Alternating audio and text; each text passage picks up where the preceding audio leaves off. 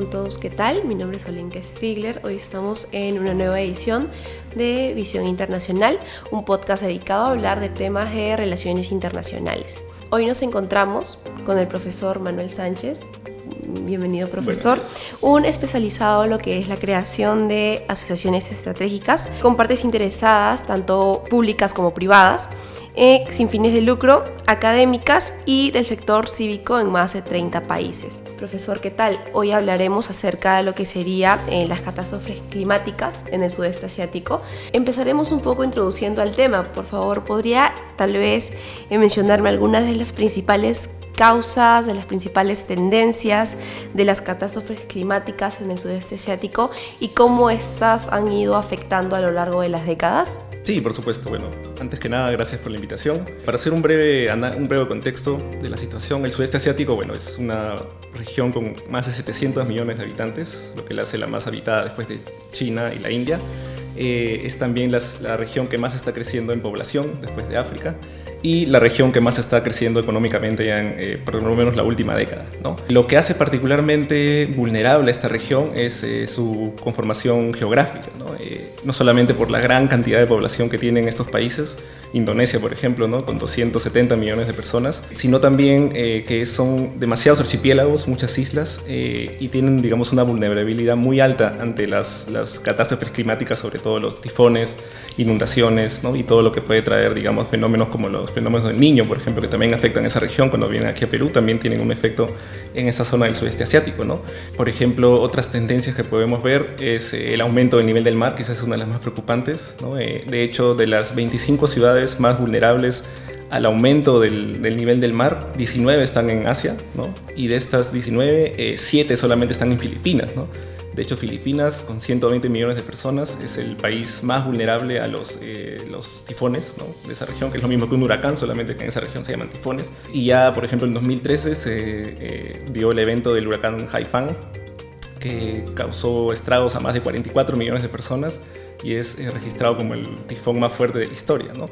Otras tendencias que podemos ver es el tema de la deforestación. Por ejemplo, ¿no? La deforestación, sobre todo en países como Indonesia, está a un ritmo alarmante y esto a la vez contribuye con la generación de más gases de efecto invernadero, ¿no? Es un efecto, digamos, un círculo vicioso, lo cual genera los bosques, pues son, digamos, depósitos de carbono y uno al destruirlos está liberando carbono y además reduciendo la capacidad de la naturaleza para absorber el carbono, ¿no? Entonces esto está generando también otros cambios como la acidificación de los océanos, lo que destruye la biodiversidad, el calentamiento de los mares, lo que también genera otro tipo de anomalías, sobre todo lluvias torrenciales, inundaciones en distintos países. Y por ejemplo ya en Tailandia, por ejemplo Bangkok, está inundando 2 centímetros al año más o menos, ¿no? Entonces se tiene acá previsto que para 2050 probablemente, si las cosas no mejoran o empeoran, más o menos el 90% de las áreas costeras de países como Tailandia, Myanmar podrían estar sumergidas, ¿no? ¿Usted cree, o qué impacto tienen estas catástrofes en los que son las comunidades locales en términos de pérdidas humanas, por ejemplo, desplazamiento y lo que son también daños a la infraestructura?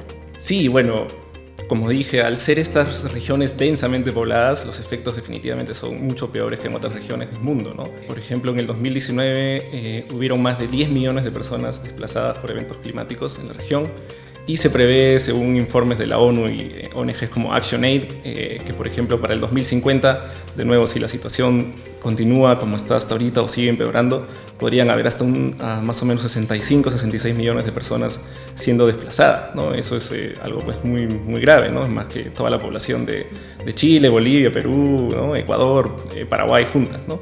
Otra de los efectos es la pérdida de ingresos, ¿no? Para las comunidades. Estos países, digamos, han avanzado mucho, pero todavía tienen muchos retos en lo económico y lo social. Hay una gran dependencia de la agricultura y la pesca, ¿no?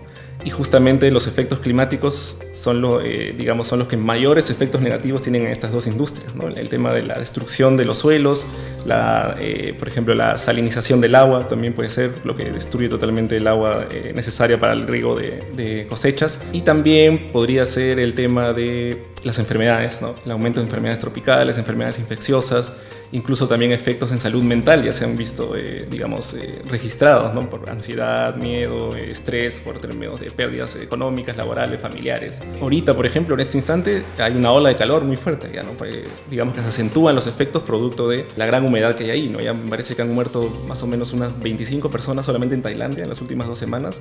Ahorita están con temperaturas de 45, 46 grados, me parece, así que están con una ola de calor que genera también muchos efectos negativos, sobre todo a las poblaciones más vulnerables, ¿no? Niños, adultos, personas con algún tipo de discapacidad. Así que esto también puede traer cuestiones como esto trayendo, digamos, ¿no? Inestabilidad política, ¿no? Inestabilidad política y potenciales conflictos también a futuro, ¿no? Por recursos. Y bueno, sabemos que cuando las cosas pues van mal en este tipo de desastres, digamos que empiezan a haber este tipo de caos, ¿no? En la sociedad. Esta es justamente una de las cosas que, digamos, se están tratando de prevenir. Profesor, ¿cómo piensa, por ejemplo, usted o cree que las respuestas gubernamentales y las iniciativas internacionales están abordando adecuadamente estos desafíos y dónde usted ve las áreas de mejora? Sí, bueno, definitivamente el cambio climático es un reto global, ¿no? Es uno de los llamados, quizás el principal problema sin pasaporte que se dice, ¿no? Que es un problema, digamos, global. No es, digamos, una responsabilidad exclusiva de algunos países, si bien alguna responsabilidad con respecto a las emisiones que es mayor en algunos países que en otras, digamos que la iniciativa tiene que ser global, ¿no? En este caso, la principal iniciativa global en los últimos ya casi 10 años es el Acuerdo de París, ¿no? El Acuerdo de París que reemplaza el Protocolo de Kioto, en el cual todos los países están, digamos, adscritos y todos tienen, digamos, una obligación que son las llamadas contribuciones nacionalmente determinadas, ¿no? Las cuales son, digamos, una especie de obligación y compromisos ad hoc para cada país, dependiendo obviamente de sus capacidades y de su responsabilidad con el cambio climático, ¿no? Porque, por ejemplo, Perú, con 0.3% de las emisiones globales anuales, no tiene la misma responsabilidad que un país como China, que casi tiene el 30% de las emisiones, ¿no? En ese sentido, los países del sudeste asiático tienen una responsabilidad, sobre todo Indonesia, ¿no? Con casi más o menos un 6%, 5% de esas emisiones. Entonces, digamos que en ese sentido, estas plataformas, estos acuerdos globales son definitivamente una muy buena base para empezar, pero obviamente del dicho al hecho, del papel a la realidad es todo un reto. Y en ese sentido hay que tener en claro una cosa, hay 2 tipos de herramientas para abordar el cambio climático, ¿no? Todo lo que es llamado la mitigación, que es obviamente reducir las emisiones, ¿no? De gases de efecto invernadero, no solamente el CO2, sino también el metano, óxido nitroso, entre otros, y el tema de adaptación, ¿no? Para países como Perú, mucho en mitigación no podemos hacer porque representamos el 0,3%, entonces si Perú se volviera de la noche a la mañana un país carbono neutral, eso sería como pues una cosquillita al cambio climático, ¿no? Entonces, pero sin embargo tenemos muchos problemas de cambio climático, ¿no? Tenemos que adaptarnos, digamos que esa es la prioridad. Pero en el caso del sudeste asiático, estos países no solamente ya están desarrollando un marco de plan de acción de estrategias para el cambio climático y también para la mitigación, porque Indonesia, por ejemplo, es el país con la deforestación, junto con Brasil, ¿no? Los 2 países con la tasa de deforestación más alta, sí están empezando a abordar, digamos, los planes de mitigación y adaptación a la vez, ¿no? Porque digamos que tienen la responsabilidad, el compromiso y también, digamos, el riesgo, ¿no? Y la obligación de hacerlo para, obviamente, proteger no solo su población, sino sus economías y el futuro de esta, ¿no? Sí. Después, bueno, en el tema de la tecnología es una de las cuestiones que más está también avanzando. Por ejemplo, monitoreo satelital, ahorita está empezando el tema de la inteligencia artificial, que es muy importante, el uso de drones. Por ejemplo, otra puede ser el desarrollo de reactores de fusión nuclear, ¿no? Normalmente lo que tenemos hasta ahora es la fisión nuclear, que es lo que se ha usado durante los últimos 80 años con respecto a energía nuclear, pero la fusión nuclear vendría a ser básicamente imitar lo que hace el Sol, ¿no? Lo que genera pues prácticamente una energía ilimitada para la perspectiva de vida humana y no genera muchos residuos y es mucho más segura, digamos, de utilizar, ¿no? Todavía estamos lejos, pero hay muchos avances en Alemania, Japón, China, Estados Unidos, así que eso sería, digamos, un gran salto, ¿no? Un gran salto para esto. Después, con respecto a otro tipo de iniciativas, áreas de mejoras me mencionas, ¿no? Y bueno, la cooperación entre los países de ASEAN principalmente no es, digamos, la más, ¿cómo decirlo?, fluida, no es la más fluida, hay mucho por mejorar.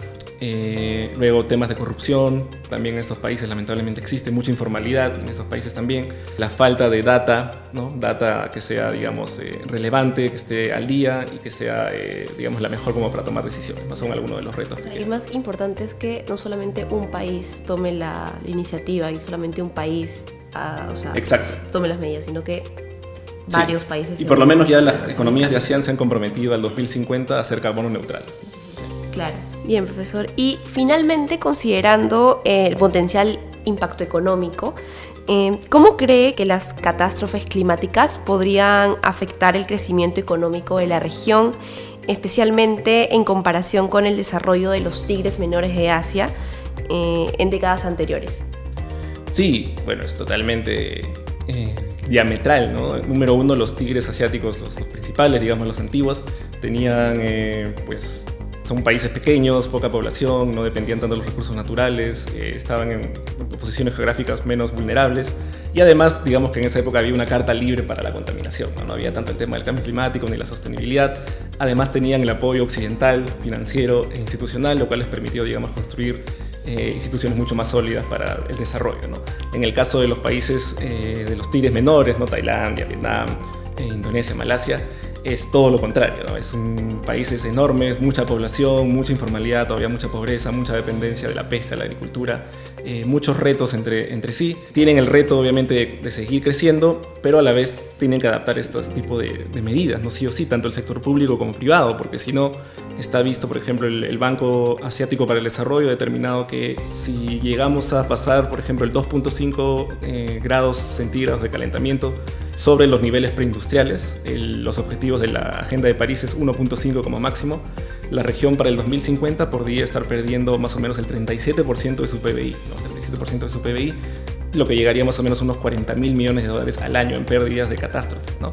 Eso pues destruye infraestructuras, costos para las familias, costos para las empresas, costos para los gobiernos, costos obviamente en todo sentido, y también afectaría no solo a las industrias locales, sino también a una de las industrias principales y que más crecimiento tiene en esta región, que es el turismo. Así que definitivamente el panorama no es muy alentador para la región, muchos retos, pero definitivamente hay, digamos, espacio para solución, políticas y sobre todo el desarrollo de tecnologías para, siempre y cuando estén articuladas, ¿no? Y hay una cooperación, porque sin cooperación en este tipo de problemas no va a haber salida, ¿no? Muchas gracias, profesor. Muchas gracias por la invitación nuevamente. Gracias a usted por haber estado hoy aquí hablando de las catástrofes climáticas en el sudeste asiático. Eso sería todo por hoy. Muchísimas gracias y hasta una nueva próxima edición de Visión Internacional.